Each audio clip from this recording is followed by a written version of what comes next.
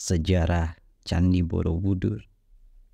Membahas tentang asal-usul dan sejarah Candi Borobudur diketahui memuat kisah yang panjang.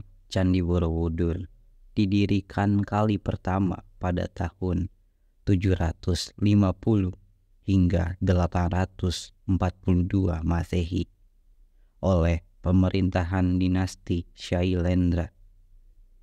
Proses pembangunan Candi Borobudur ini diperkirakan dilakukan secara gotong royong dan tahap demi tahap sebagai bentuk kebaikan ajaran agama Buddha. Sementara itu, sejarawan Chigede Karparis namanya menyatakan bahwa pendiri Candi Borobudur adalah Raja Samaratungga yang memerintah pada periode 782 hingga 812 Masehi. Di masa dinasti Shailendra, Candi Borobudur ini didirikan untuk memuliakan agama Mahayana. Namun, menurut jurnal Pesona, Candi Borobudur sebagai wisata budaya di Jawa di tengah karya Reza Ayu Dewanti. Candi Borobudur pada dasarnya dibangun sebagai wujud untuk memuliakan raja-raja Shailendra atau pada tahun 775 hingga 850 Masehi yang sudah bersatu kembali dengan dewa yang merupakan asalnya.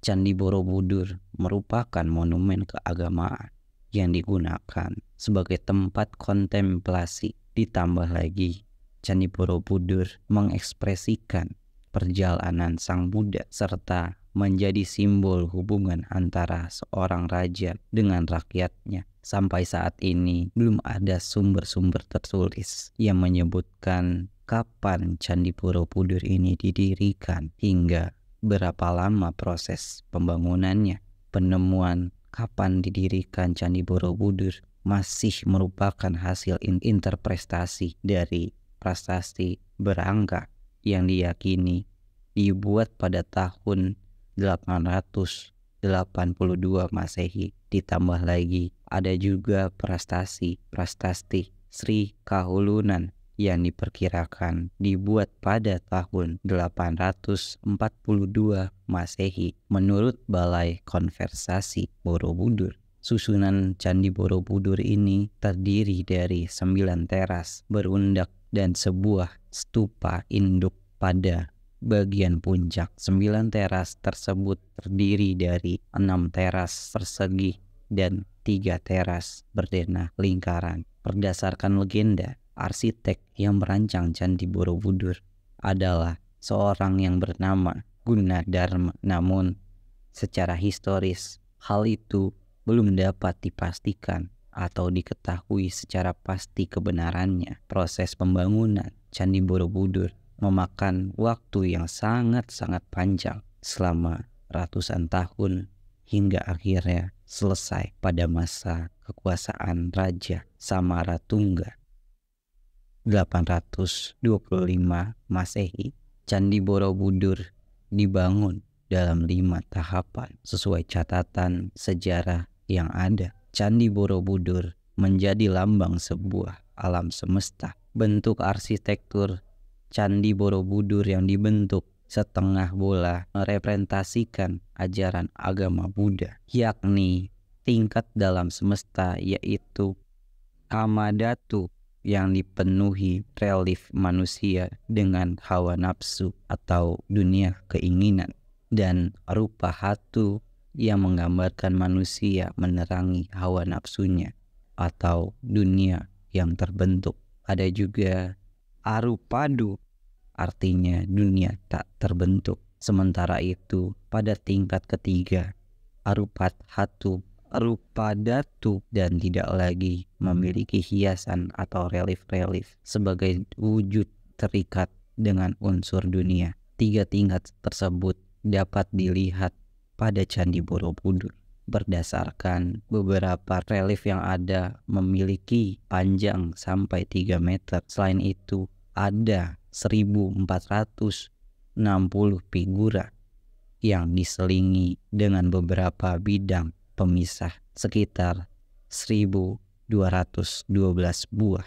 Pada bagian deretan atas figura memiliki semacam pelipit yang membujur dan memanjang hingga mencapai 1,5 kilometer. Pelipit ini sendiri memiliki hiasan yang membentuk atau terbentuk seperti rangkaian bunga teratai. Di samping itu, pada bagian atas juga terdapat hias dengan simbar yang memiliki bentuk segitiga berjumlah 1476 buah. Tingkat Kamadhatu Rupadhatu terdapat 1472 stupa dan 432 arca Buddha yang mengelilingi Candi Borobudur dari seluruh penjuru mata angin. Kemudian pada tingkat akhir terdapat 72 buah stupa yang mengitari stupa induk di bagian puncak. Berdasarkan situs cagar budaya Kementerian Pendidikan dan Kebudayaan yang kami dapatkan menyebutkan bahwa ada beberapa tafsiran lain yang menuturkan bahwa Candi Borobudur tidak hanya semata-mata berlatar agama Buddha. Bangunan Candi Borobudur diyakini dapat mempengaruhi oleh konsep pemujaan leluhur yang diwujudkan dalam bentuk bangunan berteras. Maka dari itu, candi yang diperkirakan pembangunannya membutuhkan sekitar 2 juta potongan batu ini memiliki fungsi mulai dari monumen untuk memuliakan leluhur dan memuliakan agama Buddha. Terbengkalainya Candi Borobudur. Candi Borobudur terletak di Desa Borobudur, Kecamatan Borobudur, Kabupaten Magelang, Provinsi Jawa Tengah. Kemegahan Candi Borobudur sempat ditinggalkan dan menghilang akibat terkubur tanah dan debu vulkanik erupsi Gunung Merapi. Para ahli menduga bahwa Candi Borobudur sempat ditinggalkan akibat bencana gunung berapi pada sekitar tahun 1600 Masehi. Pada saat itu, Raja Empu Sindok sedang berfokus untuk memindahkan ibu kota kerajaan Medang ke kawasan Jawa Timur. Tak heran apabila Candi Borobudur diperkirakan terlantar sekitar 928 Masehi dan 1006 Masehi. Perpindahan ibu kota tersebut menjadikan masyarakat meninggalkan Candi Borobudur sampai sekitar tahun 1365 Masehi. Seiring berjalannya waktu hingga abad ke-18, Candi Borobudur sudah tidak lagi digunakan. Dalam banyak naskah Jawa, salah satunya yang berjudul Serat Centini menyebutkan lokasi candi ini sebagai sebuah bukit atau tempat yang bisa memberikan kematian atau kesialan. Hal itu menandakan bahwa ini sudah ditinggalkan sebagai tempat suci agama Buddha. Berdasarkan catatan sejarah, Candi Borobudur ditemukan kembali pada tahun 1814.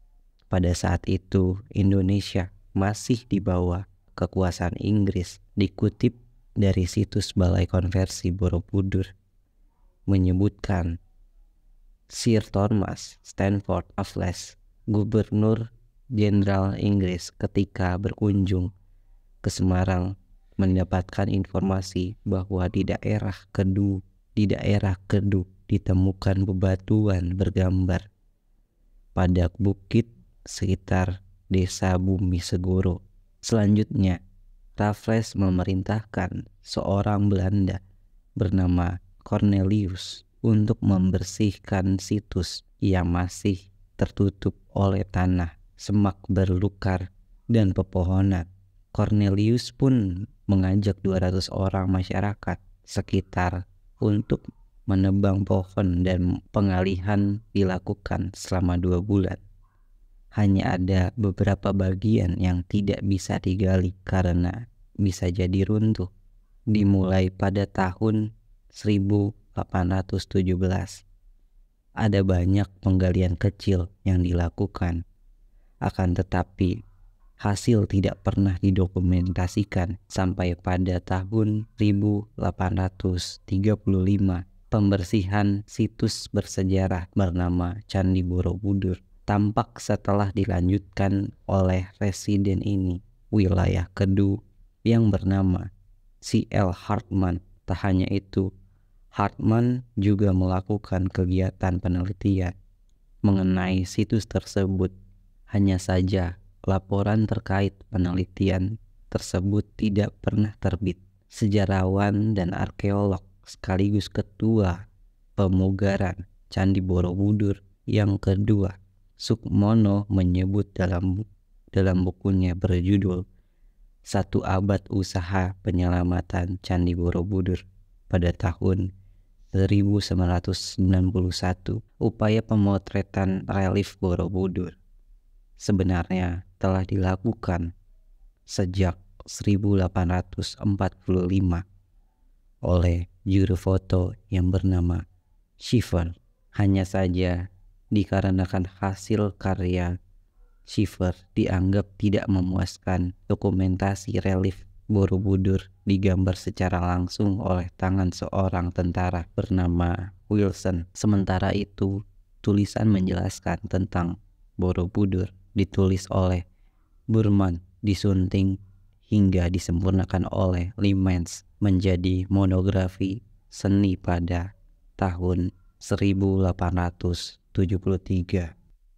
Pemugaran Candi Borobudur berdasarkan informasi dari Balai Konservasi Borobudur. Pemugaran Candi Borobudur secara besar-besaran tercatat pernah dilakukan sebanyak 2 kali. Pemugaran kali pertama dilaksanakan oleh pemerintahan Hindia Belanda di bawah pimpinan Van Eert namanya. Selanjutnya yang kedua dilakukan oleh pemerintahan Indonesia yang diketuai oleh Sukmono. Penemuan batuan yang terukir di bukit daerah Kedu tersebut diyakini sebagai bekas wihara di Budur. Hal tersebut pun menarik perhatian Raffles melalui asistennya, seorang insinyur asal Belanda yang bernama Christian Cornelius sampai pada tahun 1907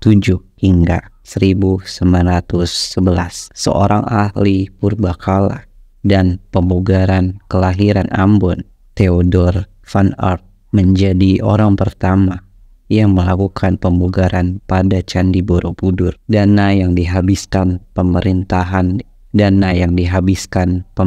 Hindia Belanda untuk melakukan pemugaran Candi Borobudur perdana ini ditaksir sampai 48.000 gulden. Van Eert pun memulai pekerjaan pemugaran candi yang pertama ini dengan mengumpulkan batu-batu yang terpisah terlebih dahulu. Selanjutnya dia menggali di sekitar candi sampai menemukan banyak ornamen. Pada tahun 1908, pemerintahan Belanda menyetujui anggaran tambahan sebesar 34.600 gulden untuk guna melakukan pemugaran yang lebih besar. Pemugaran ini meliputi pembenahan stupa induk dan stupa teras. Tidak hanya itu, pembenahan beberapa dinding lorong dan pagar langgan serta pembenahan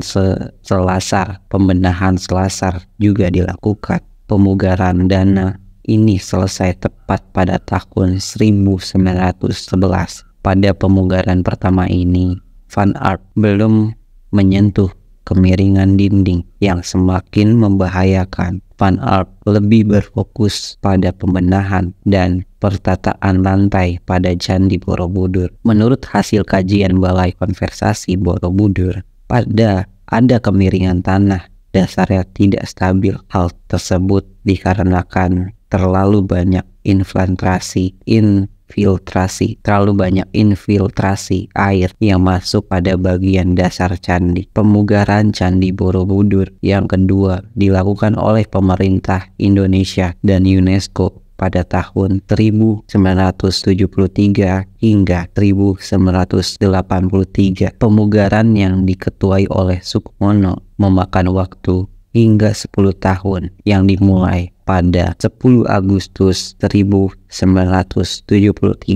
Proyek kolosal ini pun secara resmi usai tepat pada 23 Februari 1983 dengan pembongkaran lantai 4 pemasangan struktur penguat sebagai dasar dinding, lorong, pembersihan hingga pengawetan batu candi. Pada tahun 1955, situs cagar budaya Kementerian Pendidikan dan Kebudayaan, pemerintah Indonesia mengajukan permintaan bantuan pada UNESCO untuk menangani masalah Candi Borobudur, terutama terkait tentang pemugaran pada tahun 1955. Kemudian UNESCO menunjuk seorang ahli, yaitu Profesor Dr.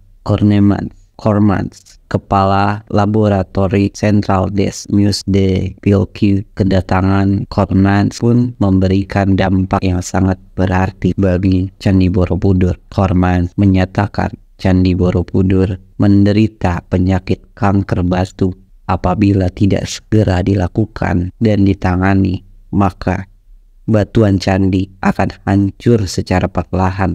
Pada tahun 1960, Candi Borobudur dinyatakan dalam keadaan darurat. UNESCO pada akhirnya terlibat lebih aktif dalam upaya pelestarian situs bersejarah ini. Kemudian pada tahun 1971 dilakukan upaya penyelamatan Candi Borobudur secara besar-besaran. UNESCO resmi telah menyetujui pemberian bantuan pemugaran untuk Candi Borobudur pada 23 Februari 1983. Pemugaran Candi Borobudur dinyatakan telah selesai. Presiden Soeharto pun secara resmi membuka Candi Borobudur bagi masyarakat luas. Sebelumnya, Candi Borobudur dan Candi Pawon dan Candi Mendut ditetapkan sebagai warisan budaya oleh UNESCO pada tahun 1991. Nama Candi Borobudur diberikan oleh UNESCO untuk situs bersejarah yang dimiliki oleh Indonesia ini. Seiring berjalannya waktu, Candi Borobudur semakin diperhatikan oleh negara. Pada tahun 2008, kawasan Candi Borobudur ditetapkan sebagai kawasan strategis nasional. Penetapan kawasan strategis ini sendiri akan diikuti dengan peninjauan dan penataan kembali zonasi kawasan tersebut. Lantas, apa saja misteri dari Candi Borobudur yang masih belum terungkap? Misteri Candi Borobudur yang pertama, Danau Purba di Candi Borobudur. Menurut kabar yang beredar, tempat yang saat ini dibangun sebagai Candi Borobudur merupakan wilayah bekas Danau Purba. Menurut penelitian yang dilakukan oleh mahasiswa jenjang S3 Departemen Geografi Universitas Gadjah Mada yang bernama Helmi Murwanto, ia mengatakan bahwa Danau Purba tersebut sudah berusia 10.000 tahun lamanya. Ia memperkirakan bahwa danau itu terbentuk saat zaman Pleistosen. Danau tersebut hilang karena mengalami pendangkalan secara ilmiah dan intervensi manusia. Hasil penelitiannya, ia menerangkan bahwa pendangkalan tersebut dapat diteliti dari material penutup endapan batu danau yang terbentuk dari hasil aktivitas vulkanis, gerakan massa tanah, dan batuan secara tektonis. Yang kedua, relief tersembunyi. Terdapat sebuah relief yang tersembunyi di kaki candi yang dikenal dengan sebutan Karma Wibangga. Relief tersebut melukiskan adegan kriminal yang cukup sensitif, mulai dari pemerkosaan, pembunuhan, sampai aktivitas kekerasan lainnya. Tidak ada yang tahu di mana letak relief tersebut. Relief tersebut konon katanya telah disembunyikan. Yang ketiga, jam raksasa Candi Borobudur bukan hanya sebagai tempat beribadah. Candi ini juga memiliki misteri mengenai jam raksasa. Borobudur memiliki 72 stupa dengan bentuk lonceng terbalik. Stupa utama berada di tengah yang berfungsi untuk sebagai jarum jam. Kemudian stupa kecil yang dikelilinginya adalah penanda sinar matahari akan menciptakan bayangan stupa besar dan melewati stupa bawahnya. Tapi belum diketahui secara pasti